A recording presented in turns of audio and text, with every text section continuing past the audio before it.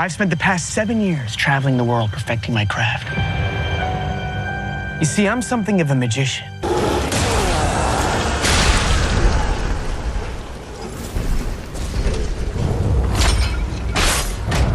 Okay, sorry, enough of that. Dark Souls, Bloodborne, Sekiro, Elden Ring, Demon Souls. These are some of the most well-crafted games of all time. It must be scary as a new kid coming to the party of a market that's already dominated by From Software, but also simultaneously oversaturated with the adopted Souls-like genre. With the countless demands for Bloodborne 2, you can see why the Lies of P developers' NeoWiz game would focus on this setting thematically. It's a gap in the market that people have had a taste for since Bloodborne came out 8 years ago. I played through the demo for around 3 hours. I then played through the opening hour of Bloodborne 2 for comparison's sake. Lies of P is successful in bringing new aspects to the table, but it also has some major flaws.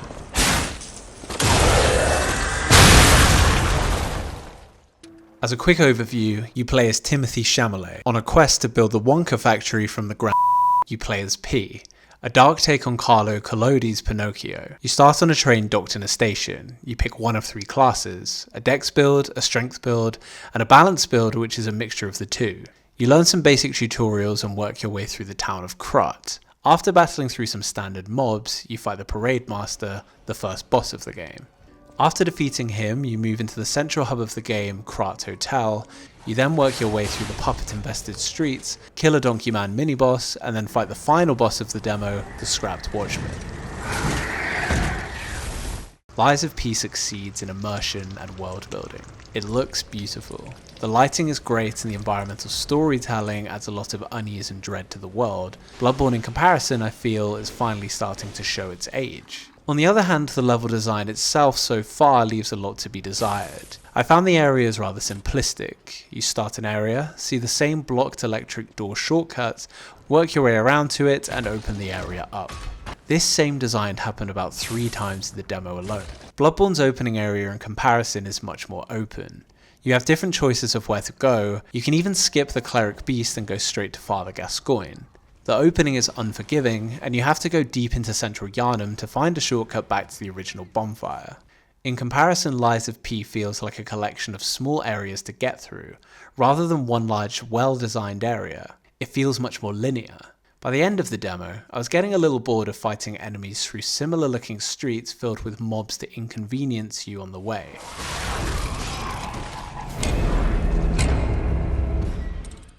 Gameplay-wise, Lies of P feels pretty good.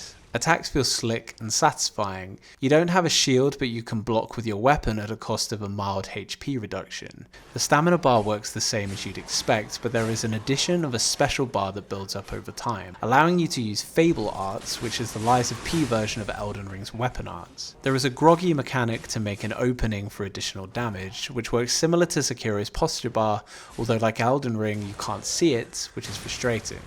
Blood vials and Estus flasks are replaced with pulse cells, but as an interesting addition in Lies of P, once you use your last pulse cell, you can gain one back by damaging an enemy enough to refill it. This is a positive innovation to the genre, and I can see it causing some memorable moments where you're about to die from a boss, but play risky offensive to try and gain more health.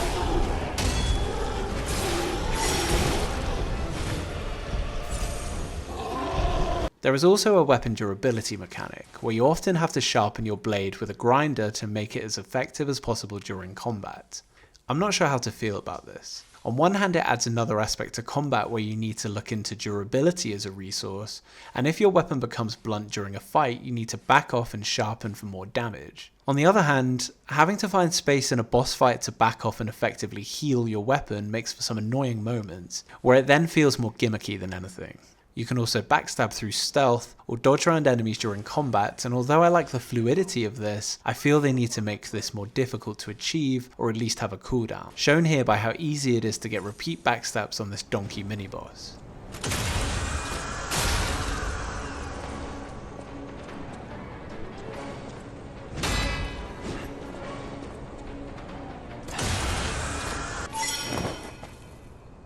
Speaking of bosses, you fight 2 main ones in the game, the Parade Master and the Scrapped Watchman. Both fights have a similar setup, a relatively easy first stage with then added aggression and damage to the second stage. Bosses for me in From Software games are what I remember most of all when reminiscing on the game. And for Lies of P, the same is still true. Instead, it's what I remember as the core reasons as to why I might consider not buying the full game. Let me explain. A good boss for me in any game is difficult but fair. You overcome the difficulty by learning through experience, whether that be through attack patterns so you can dodge, or by waiting for openings to do considerable amounts of damage. The problem with Lies of P is within the dodging system itself. For a fast-paced game, it's way too slow. You sidestep rather than rolling, and you don't move far in distance. This works okay for small enemies, but for bigger enemies like the Scrap Watchman, it just doesn't work. I also take issues with the game's block mechanic. With no shield, you're expected to block with your weapon, although any normal block will result in a HP reduction, whilst any perfect blocks will escape any potential damage. Unless I'm missing something, there is no discernible advantage to perfect blocks. Too many times I've perfectly timed a block, only to be instantly hit again. I would expect an opening to counter, or at least the enemy having some sort of stagger.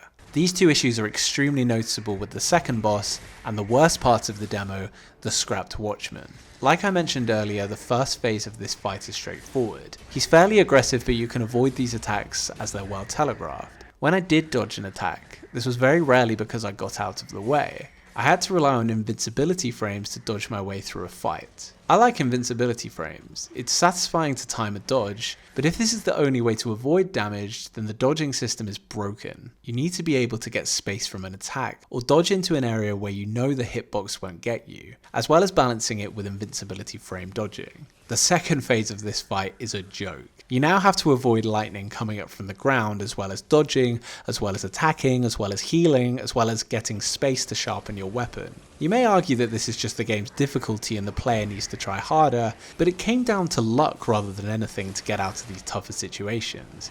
And I don't want to win a fight due to luck. There are also special unblockable attacks from enemies where they glow red to warn you. The only way to dodge these attacks are to get out of the way completely, and because of the speed in which you can do this, it became extremely frustrating and unfair to take damage due to these attacks. Bloodborne in comparison is much more free-flowing when it comes to fights. The distance you can gain by dodging in all directions is far further than Lies of P. When I finally defeated the Scrap Watchman, my feeling wasn't satisfaction or a victory, but frustration and annoyance of what the game had put me through to have beat this boss. It was difficult, but not difficult like Dark Souls' Orenstein and Smaug. Difficult because I had to fight the game's mechanics and dodge systems more so than I did the enemy itself. It stands out to me more because the difficulty of the game so far is pretty straightforward, but when the game's gameplay is put to the test, that's where the cracks start to show. I don't want to have to fight more bosses in the future that feel unfair and cheap. I'm also very aware that this is a demo, and I'm sure the team at NeoWiz Games will be looking out for criticisms players have had so far and improve it for release. However, I am concerned that something as important as the dodging system doesn't seem to be tested well enough at this late stage. So should you buy the game? Will I be buying the game? Whilst I think the boss fights and especially the dodging so far need vast improvements, I do still feel that underneath these issues lies a good game in there. The world is intriguing, and I do enjoy some of the new mechanics added to the Souls-like genre, and it's one of the freshest feeling Souls-like games I've played in some time. Is it as good as Bloodborne and other Souls games? So far, no, it's not. So if you were looking for Bloodborne 2, I don't think you've come to the right place. But if you were looking to scratch that Souls-like itch with something that feels pretty fresh, well, it might be worth giving it a go.